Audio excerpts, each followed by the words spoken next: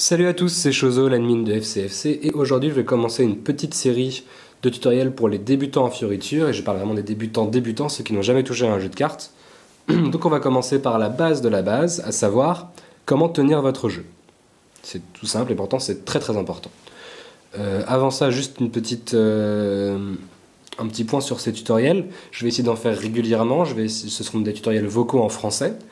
Mais il n'y aura pas de montage très pro parce que je n'ai pas les moyens de le faire, ni au niveau de la caméra, ni au niveau d'un logiciel de montage, ni au niveau simplement de mes facultés à monter une vidéo. Donc je vais essayer de vous transmettre le maximum par la voix. Et si vous avez des questions, vous pouvez toujours laisser des commentaires sur le forum de la FCFC, dont je mettrai le lien en description. Et donc voilà, donc on va commencer avec ces Bicycle Seconds que voilà. Comment tenir votre jeu de cartes? C'est très important et pourtant ça paraît tellement mineur. Alors, si vous êtes droitier, comme moi, vous tenez vos cartes dans ce qu'on appelle la tenue de Donne en main gauche. Ok? Donc prenez vos cartes en main gauche et vous allez les tenir dans cette position qui s'appelle la tenue de Donne. C'est-à-dire que votre pouce va être donc forcément à gauche, il va être le long du grand bord gauche du jeu, avec le bout dépasse à peine du coin, comme vous pouvez le voir ici, donc il n'est pas là, hein, mais il n'est pas là non plus. Il est à peine, il repose sur le coin tranquillement. Votre index, pareil, repose sur le dessus du jeu, sur la petite tranche qui est le plus loin de vous. Et encore une fois, il ne s'agit pas de faire ça, mais simplement de laisser reposer. Et pareil pour votre autre doigt, le majeur, l'annulaire et l'auriculaire reposent tranquillement, c'est une tenue de jeu très tranquille, sur le grand bord droit du jeu. Alors, donc, qu'est-ce qu'il faut? Cette tenue, elle est assez simple en fait, il faut s'habituer à avoir un vrai confort de tenue. Le jeu est tenu ici, vous voyez, il est contre le ténard, je crois que ça s'appelle comme ça, c'est la partie charnue de la main qui est à la base du pouce ici, quand c'est appelé la base du pouce en fait. Il est contre cette partie de la main, mais il est tenu sans être appuyé. Okay? Là, par exemple, vous avez une bonne positionnement au niveau des doigts, mais il y a beaucoup trop de tension. C'est important qu'il n'y ait pas de tension. Et vous voyez, si jamais je mets ma main à l'envers, sans appliquer une grande tension, j'ai pas de carte qui tombe. Évidemment, il ne s'agit pas de faire... Excusez-moi, il ne s'agit pas d'avoir une tenue vraiment lâche comme ça, hein. Vous devrez réussir, au bout de pas très longtemps, à tenir vos cartes fermement sans avoir vraiment une main de fer, un gant de fer autour de vos cartes. Donc voilà, il n'y a pas grand chose à dire de plus dessus. C'est une tenue très importante parce que quand vous allez commencer 100% de vos fioritures, vont commencer par cette position. Et même après, pour des techniques plus avancées, 99% de ce que vous allez faire commence par cette position-là. Voire un peu plus. Donc il faut absolument s'entraîner, et c'est pas vraiment l'entraînement, ça va être un peu passif, mais il faut vous habituer à avoir un confort de tenue du jeu et à savoir que quand vous prenez vos cartes, bah voilà, vous les mettez dans votre main et c'est automatiquement dans cette main, dans cette position là, c'est verrouillé, ça bouge pas, c'est tranquille, c'est relâché. Ok?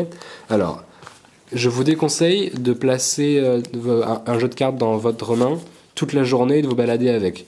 C'est une bonne idée dans l'esprit, sauf que les cartes, vous voyez, celles-là, elles sont un petit peu, je vais les ressortir, elles sont un petit peu abîmées et tout, elles ont un petit peu d'âge maintenant, et donc avec le temps, elles prennent les huiles et la sueur et la chaleur de la main, ce qui fait qu'elles se salissent, elles perdent leur finish petit à petit, etc. Donc elles glissent moins, celles-là sont encore en bon état, hein.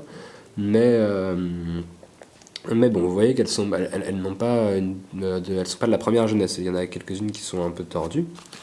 Donc si vous tenez absolument à vous entraîner toute la journée à la tenue de Donne, je vous conseille de les mettre dans leur boîte, comme ça elles ne seront pas affectées par la chaleur de votre main, et là vous pouvez vous balader, si ça vous chante, toute la journée avec votre jeu de cartes. L'entraînement pour la tenue de la Donne est plus passif qu'actif, parce que vous allez vous habituer à toujours vous mettre dans cette position avant de commencer quelque chose. Voilà, donc juste à faire un autre petit point sur la tenue du jeu. Là, vous tenez votre jeu en main gauche, mais vous êtes droitier, vous avez envie de tenir votre jeu en main droite, c'est logique. Alors comment faire pour tenir votre jeu en main droite? Vous allez le tenir dans ce qui s'appelle le hand grip, ou la tenue Biddle, du nom du magicien qui l'a beaucoup utilisé dans ses tours. La tenue Biddle, qu'est-ce que c'est? C'est ça. Alors vous notez qu'en tenue de donne, je tiens le jeu en main gauche et ma main est paume en haut. Et en tenue biddle, ma main, je la tiens en main droite et la main est paume en bas. Alors, c'est très simple, vous tenez votre jeu en main gauche en tenue de la donne, toujours, commencez toujours comme ça. Votre main droite arrive, je vais essayer de peut-être avoir un meilleur angle ici. Votre main droite arrive paume en bas et délicatement prend le jeu. Alors la position est la suivante, votre pouce repose dans la moitié droite du petit bord qui est le plus près de vous, ici. Alors il y a des fioritures qui vont demander d'être ici, des fioritures qui vont demander d'être ici. Pour l'instant vous prenez pas la tête, vous le prenez ici. L'index important est replié sur le dessus du jeu, comme ça. Donc il a la phalange. Alors il ne s'agit pas d'appuyer, hein, sinon vous allez vous faire mal au doigt et puis ça va être de la tension. Et la tension c'est le mal, on en parlera après. Mais il est replié et en contact contre le dessus du jeu, contre le dessus du dos de la première carte. Donc. Tandis que vos trois doigts annexes, hein, enfin le majeur, l'auriculaire et l'annulaire, dans le désordre, sont contre le bord qui est le plus loin de vous, donc, et ils sont collés les uns aux autres. Alors sans être, encore une fois, sans être dans la tension, mais vous voyez qu'il n'y a pas d'espace entre ces doigts-là. Et donc il y a un petit quart du jeu ici qui est laissé. Ce qui fait que vous pouvez très naturellement passer d'une tenue à l'autre. C'est à ça que ça sert. Ok ?